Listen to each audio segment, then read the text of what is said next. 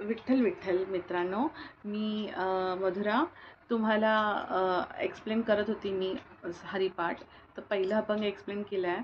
मध्यंतरी मला videos upload करायला मिळाले नाही. मी दिव्यागरला गेली होती माझ्या माहेरी, मुलाच्या सुट्टीमुळे. तर मला तिकडे एक्सप्लेनेशन करायला मिळालं नाही. तर आता मी तुम्हाला दुसरं अभंग एक्सप्लेन करते, ज्ञानेश्वरांनी लिहिलेलं.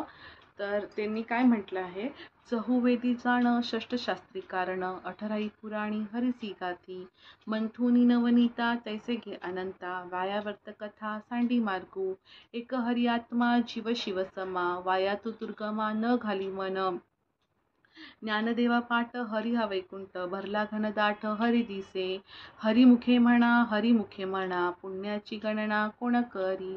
ह्याच्यामध्ये त्यांनी काय म्हटलं आहे हे माझ्या लँग्वेजमध्ये मी एक्सप्लेन करते. नंतर वामनराव पै महाराजांनी पण कसं एक्सप्लेन केलं ह्या आपल्या हरिपाठामध्ये, तर तेही तुम्हाला एक्सप्लेन करेन.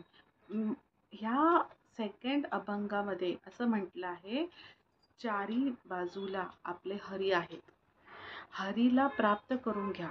जसं आपण दह्याचं मंथन करून लोणी काढून आपल्याला लोणी मिळतं, आपण लोणी प्राप्त करतो ना दह्यानी, तसंच आपण हरीला प्राप्त करून घ्या. हरी एकच आत्मा ह्या जगामध्ये आहे. आत्मा कोण? हरीचा. हरी एकच आत्मा आहे. आपण आत्मा आहोत की ना, आपण सोल आहोत. आपल्या आत जो आत्मा आहे तो हरीचा. आपलंसं करून घ्या, त्याला आपलं करा, त्याचं नामस्मरण करून त्याला आपण आपल्याकडे बोलवून घ्या, आपल्याकडे लक्ष वेधून घ्या. कारण विठ्ठल विठ्ठल हे नामस्मरण सतत मुखी असू द्या. त्यांनी काय होईल, तुमचं जे फॉर एक्झाम्पल आपण एक सोल आहोत, सोलमध्ये 2 एनर्जीज असतात, एक पॉझिटिव्ह एक नेगेटिव्ह.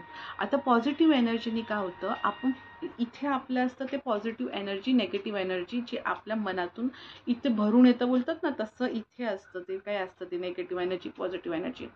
आपला आत्मा इथे असतो. पॉझिटिव्ह एनर्जीने आपण समजा इथे आपला पॉझिटिव्ह असेल, कितीही नेगेटिव्हिटी येऊ दे आपल्या आजूबाजूला, आपण त्याला पॉझिटिव्ह 2 मिनिटात करू शकतो. कारण की आपल्याकडे ती पॉवर येते. आपण करू शकतो. आपण सगळ्या गोष्टी चेंज करू शकतो. नेगेटिव्हिटी झाली तर तुम्हाला जे काही पॉझिटिव्ह येत असेल समोरून सुद्धा, तरी ते तुम्हाला नेगेटिव्हच दिसणार. तुम्हाला ते करण्याची बुद्धीच होणार नाही. कारण की तुम्ही फुल नेगेटिव्ह आहात आतून. तुम्हाला वाटेल की आपल्याकडून कोणी घेतंय का, आपल्याकडून काय होतंय का, आपल्याला कोण चोरी करतंय का, असं सगळी निगेटिव्ह एनर्जी आहे. ही सगळी गोष्टी ह्या निगेटिव्ह एनर्जी आहेत.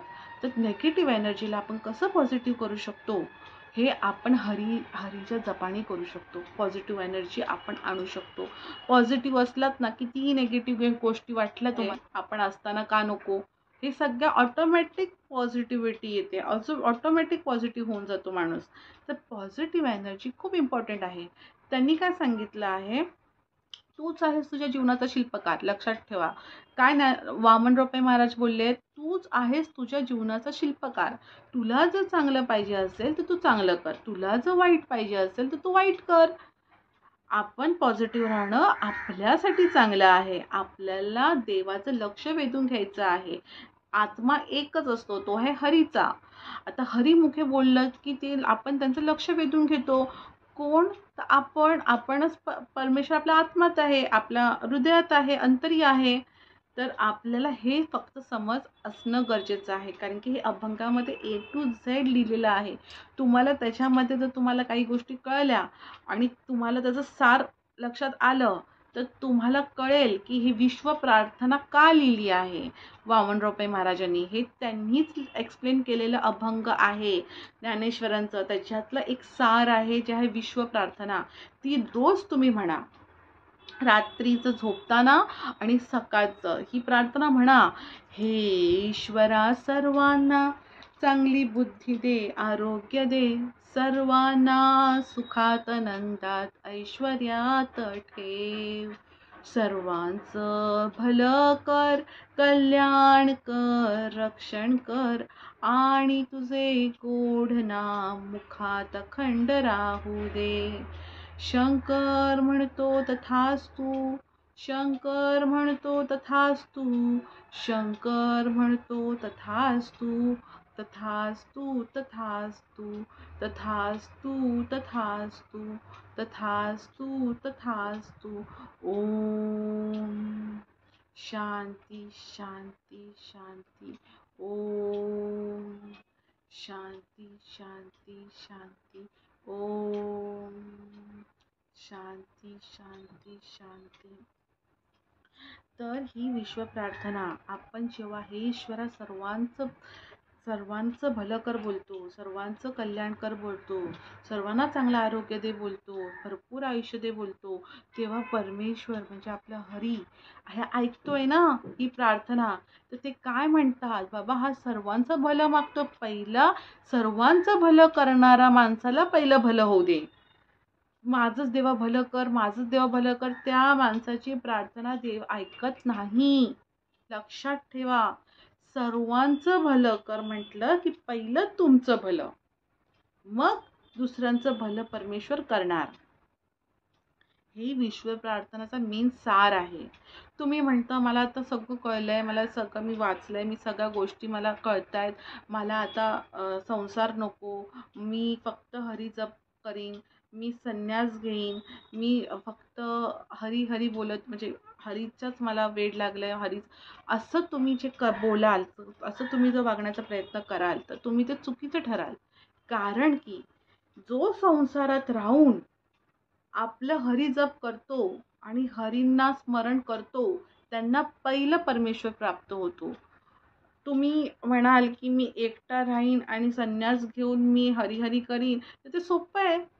तर तेव्हा त्याला यातना कठीण असतात, ते प्राप्त होणं कठीण असतं. जे संसारात राहून मुलं बाळ सांभाळून आपले नवराचं सगळ्या गोष्टी आपल्या नातेवाईकांना सांभाळून सगळ्या गोष्टी, तेव्हा जेव्हा हरीचं आपण नामस्मरण करतो, ह्या तुमच्या सुखामध्ये पण जर तुम्हाला परमेश्वर आठवतो, त्यालाच हरी प्राप्त होतात. हे तुम्ही समजून घ्या. पहिल्या अभंगामध्ये असोनी संसारी जीवे वेगू करी, वेदशास्त्र उभारी भाद्य सदा. असोनी संसारी म्हणजे संसारात राहून आपण परमेश्वराला प्राप्त करू शकतो, हे अभंगात लिहिलेलं आहे हरिपाठामध्ये. त्यामुळे हे तुम्ही नाकारता येणार नाही तुम्हाला. हे तुम्ही विचार करा की आपल्याला जर हरी पाहिजे असतील तर आपल्याला आपला संसार करणं गरजेचं आहे. संसार सोडून हरीला प्राप्त करायला जाऊ नका. त्यांनी आपल्याला माणसाचा जन्म दिला आहे. माणसांना संसार करणं हे आपलं कर्तव्य आहे आणि एकनिष्ठ राहणं ही सर्वात मोठी गोष्ट आहे. आजकालच्या काळामध्ये एकनिष्ठ राहणं, आपण कसे वागतो आहे त्यावरती तुम्हाला स्वातंत्र्य ठेवलंय त्यांनी. तुम्ही आता डिसाईड करा, तुम्हाला चांगलं पाहिजे तर तुम्ही चांगले राहा, तुम्हाला वाईट पाहिजे असेल तर तुम्ही वाईट राहा. म्हणजे जे कराल ते तुम्हाला भरावं लागणारच आहे, आज नाही तर उद्या. आपण म्हणतो नशीब इथे श्रेष्ठ आहे, बरोबर आहे, पण तुम्ही तुमचं नशीब तुमच्या कर्मानेच बनवलेलं आहे. हे गेल्या जन्माचे कर्म आहे ते आजच्या नशिबात आलेले आहेत, आत्ताचे कर्म आहे ते पुढच्या नशिबात तुम्हाला येणार आहेत. इथेच करा, इथेच भरा, हे पण खरं आहे. तुम्ही हे आज मी जसं ज्याप्रमाणे मी तुम्हाला सांगते, हे तुम्हाला विश्व प्रार्थना जी आपल्याला वामनराव पै महाराजांनी दिली आहे ती एकदा म्हणून बघा आणि 1 महिन्यानंतर त्याचा अनुभव तुम्ही मला सांगा, तुम्ही कमेंटद्वारे, की तुम्हाला काय अनुभव आला, तुम्हाला काय म्हणजे काय प्रचिती आली, या सगळ्या गोष्टी तुम्ही मला कमेंटद्वारे मला सांगा. आणि तुम्हाला असंच माझं एक्सप्लेनेशन आवडत असेल आणि लोकांपर्यंत माझं हे अभंग एक्सप्लेनेशन पोचायचं असेल तर तुम्ही मला हेल्प करा, तुम्ही मला सबस्क्राईब करा, मला लाईक आणि सबस्क्राईब करा माझ्या चॅनलला आणि लोकांपर्यंत पोचू द्या जे मी पोचवण्याचा प्रयत्न करते. आणि मला तुमच्या प्रतिसादाची खूप गरज आहे. तर असेच चांगले चांगले व्हिडिओज मी अपलोड करीन.